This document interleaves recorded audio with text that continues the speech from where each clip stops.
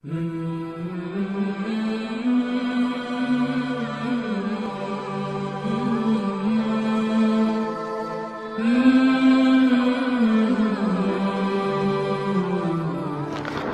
عليكم ورحمة الله تعالى وبركاته.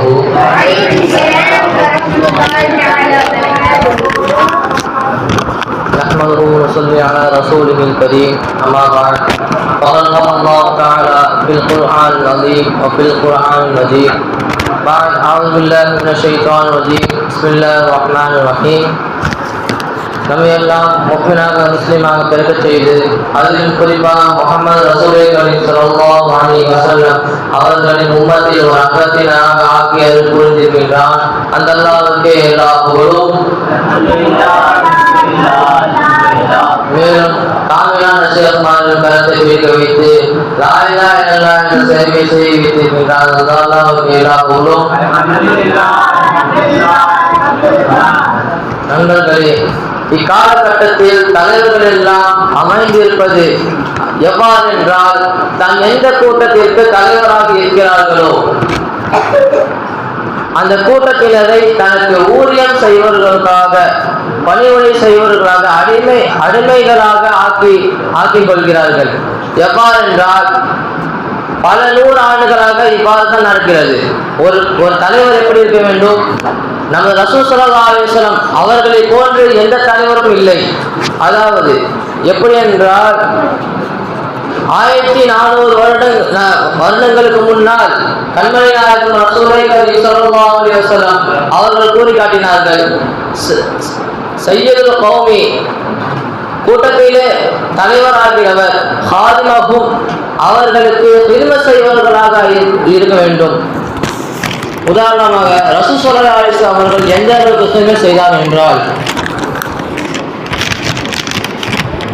கடை வீதிக்கு சென்றால், எல்லா வீட்டுக்கும் சென்று நான் கடை வீதிக்கு செல்கிறேன், நான் உங்களுக்கு என்ன வாங்கி தரணுமா என்று கேட்டுதான் போவார்களாம். இன்னொன்று, ஒரு வயதான கிழவி, அதாவது வயது முடிந்த ஒரு பாட்டி ரசூல் ஸல்லல்லாஹு அலைஹி வஸல்லம் அவர்கள் பார்த்து, ரசூல் ஸல்லல்லாஹு அலைஹி வஸல்லம் அவர்களுடைய அந்த மூட்டையெல்லாம் எடுத்துட்டு போயிட்டு இருக்காங்க. அப்போ அந்த வயதான கிளவி வந்துட்டு ரசூல் ஸல்லல்லாஹு அலைஹி வஸல்லம், இந்த முஹம்மது வந்துட்டு ரொம்ப அநியாயம் பண்றாரு, இவர் வந்து ஒரு சூனியக்காரர், என்னன்னோ பச்சை திட்டிகிட்டே வராங்க. ரசூல் ஸல்லல்லாஹு அலைஹி வஸல்லம் அவர்களும் பொறுமையாக வந்து கொண்டிருக்கிறார்கள். கடைசியாக ரசூல் ஸல்லல்லாஹு அலைஹி வஸல்லம் அவர்களிடம் கொடுத்த உடனே, யார்ப்பா நீனு, நல்ல சின்ன செஞ்சியே அப்படின்னு சொல்றப்ப ரசூல் ஸல்லல்லாஹு அலைஹி வஸல்லம் சொல்றாங்களே, இவ்வளவு நாள் நீங்க தான் முஹம்மது என்ற திட்டிக் கொண்டிருந்தீங்களே, அந்த முஹம்மது நான் தான் அப்படின்னு சொன்னாங்களாம். இவ்வளவு நேரம் ரசூல் ஸல்லல்லாஹு அலைஹி வஸல்லம் அவர்கள் திட்டிக் கொண்டிருந்தார்கள, அப்பொழுது வந்து இவ்வளவு நேரம் ரசூல் ஸல்லல்லாஹு அலைஹி வஸல்லம் அவர்கள் திட்டு வாங்கி கொண்டிருந்தார்கள். இதே வேற தலைவராக இருந்தால், என்னையே நீ திட்டியா நீ அப்படின்னு சொல்லிட்டு ஏதாவது தண்டனை கொடுத்திருப்பாங்க. அடுத்ததாக ரசூல் ஸல்லல்லாஹு அலைஹி வஸல்லம் அவர்கள் அமெரிக்காவில் உள்ள ஒரு காஃபிர், அவர் மைக்கேல் ஹார்ட் என்று சொல்வார்கள். அவர்கள் சிறந்த தலைவர் என்று ஒரு வர்ணித்து ஒரு கிதாப் எழுதுனாங்க. அந்த கிதாப் பேரு த 100 அப்படின்னு சொல்லிட்டு ஒரு கிதாப் எழுதுனாங்க. அதுல ரசூல் ஸல்லல்லாஹு அலைஹி வஸல்லம் அவர்கள் பெயரை முதலாவது இந்த புத்தகத்தில் அவர் ரசூல் ஸல்லல்லாஹு அலைஹி வஸல்லம் அவர்கள் கிதாப் பெயரை எழுதி கொள்கிறார்கள். ஒரு காஃபிருடைய வாயில் ரசூல் ஸல்லல்லாஹு அலைஹி வஸல்லம் அவர்கள் பெயர் வருதுன்னா, அப்ப ரசூல் ஸல்லல்லாஹு அலைஹி வஸல்லம் எந்த அளவுக்கு தலைவராக இருந்திருக்கான்னு பார்த்துக்கோங்க நண்பர்களே. ரசூல் ஸல்லல்லாஹு அலைஹி வஸல்லம் அவர்கள் உதைபியா உடன்படிக்கையில் நடந்த சம்பவம். ரசூல் ஸல்லல்லாஹு அலைஹி வஸல்லம் அவர்கள் காண்பதற்காக ஒரு காஃபிர், முஸ்லீம் தான், காஃபிரான காலத்தில் ரசூல் ஸல்லல்லாஹு அலைஹி வஸல்லம் அவர்கள் பார்க்க வருகிறார்கள். அப்பொழுது ரசூல் ஸல்லல்லாஹு அலைஹி வஸல்லம் அவர்கள் ஒது செய்து கொண்டிருக்கும் பொழுது, அப்ப அங்க இருக்கின்ற சஹாபாக்கள் எல்லாம் ஒது செய்யும் போது தண்ணீர்லாம் தெரிக்கும்ல, அப்ப வந்து அந்த எல்லா தண்ணியும் ஒரு சொட்டு கீழே விழுவாம எல்லா தண்ணியும் அப்படியே கையை தாங்கி பிடிச்சி மேலே தடவிக்கிறாங்க. அதையெல்லாம் பார்த்து அந்த காஃபியரு நேராக அவங்களோட தலைவர்கிட்ட போயிட்டு, இந்த மாதிரி செய்யறாங்க, இந்த கூட்டத்தினை அடிச்சுக்க ஆளே இல்லை அந்த மாதிரி சொல்றாங்க. இது மட்டும் அல்லாமல் அகல்போர்ல நடந்த சம்பவம், அகல் போர் இருக்கிற போரிலே அகல் போர் தான் மிகவும் கடுமையானதாக இருந்ததாம். எந்த போரிலும் தொழுகை கலாவே ஆகவில்லை. சஹாபாக்கள் மிகவும் மிகவும் மிகவும் பசியாக இருந்தார்கள். ரசூலுல்லாஹி அவர்கள் கிட்ட ரசூலுல்லாஹி ஒரு அங்கே இருந்தாங்க. ரசூலுல்லாஹி அவங்க கிட்ட போயிட்டு, யார் ரசூலுல்லா ரொம்ப பசிக்குது, யார் ரசூலுல்லா என்ன பண்ணுறது அப்படின்னு சொல்லிட்டு கேட்குறப்ப, நான் வயிற்றுல கல் கட்டிருக்கேன் யார் ரசூலுல்லா அப்படின்னு சொல்கிறப்ப ரசூலுல்லாஹி அவர்கள் தூக்கி காமிச்சாங்களாம். ஏன் இங்கே பாருங்க, நான் 2 கல் கட்டியிருக்கேன், எனக்கு உங்களோட எனக்கு ரொம்ப பசிக்குது அப்படின்னு சொல்கிறாங்களாம். இதே நம்ம வேற யார் தலைவராக இருந்தாங்கன்னா என்ன செஞ்சுருப்பாங்க,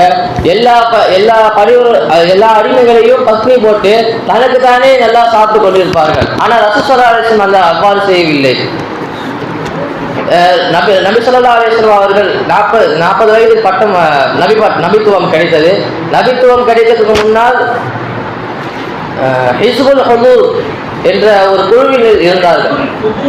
ஹிஸ்புல் ஹுதூர் என்ற குழுவில் இருந்தார்கள்.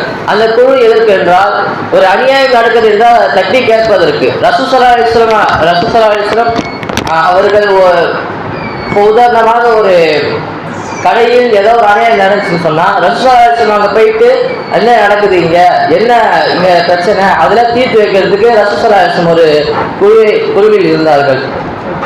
ரசூலுல்லாஹி அவர்கள் மக்காவில் இருந்து மதீனாவுக்கு ஹிஜ்ரத் செய்திருந்தார்கள். அப்பொழுது ரசூலுல்லாஹி அவர்கள் மக்காவில் சென்றவுடன் மக்கள் அனைவரும் எதில் சிரமம் படுகிறார்கள் என்று முதலில் அதுதான் பார்த்தார்கள். எது மிகவும் சிரமப்படுகிறார்கள் என்பதை முதலில் அதுதான் பார்த்தார்கள். எதுன்னு பார்த்தா, வட்டியில், அதாவது அங்கே ஊரில் கொஞ்சம் பணக்காரங்களாக இருப்பாங்க. அந்த பணக்காரர்கள் என்ன பண்ணாங்க, வட்டி கொடுத்து இந்த வட்டி வாங்குறவங்க ஏழைகளாக மாற்றிடுறாங்க ரொம்ப. ஆனால் ரசூலுல்லாஹி அலைஹி வஸல்லம் அவர்கள் எல்லாருக்கும் வட்டியை தடை செஞ்சார்கள். அதன் பின் வட்டியை ஹராமாக்கினார்கள். பகைமை உணர்வு, கிசாஸ், அதாவது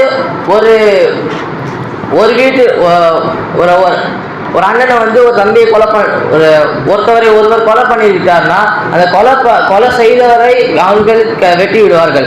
அதே மாதிரி காலங்காலமாக இந்த மாதிரி சமயம் நடக்கும். அதை ரசூலுல்லாஹி தடை செய்தார்கள். இன்னும் அடிமைத்தனத்தை ரசூலுல்லாஹி தடை செய்தார்கள். இன்னும் ரசூலுல்லாஹி எந்த அளவுக்கு தலைவராக இருந்தார்னா, பக்கத்து வீட்டுக்காரர்களுக்கு நட்பு வைத்திருந்தார்கள். எந்த தலைவராக இருந்தாலும் இது மாதிரி செய்ய முடியுமா? ரசூலுல்லாஹி அந்த மாதிரி இருந்தார்கள். ஆகவே ரசூலுல்லாஹி அவர்களை போல் வாழக்கூடிய பாக்கியத்தை அல்லாஹ் தஆலா உங்களுக்கும் எனக்கும் தருவானாக. அஸ்ஸலாமு அலைக்கும் வரஹ்மத்துல்லாஹி வபரகாத்துஹு.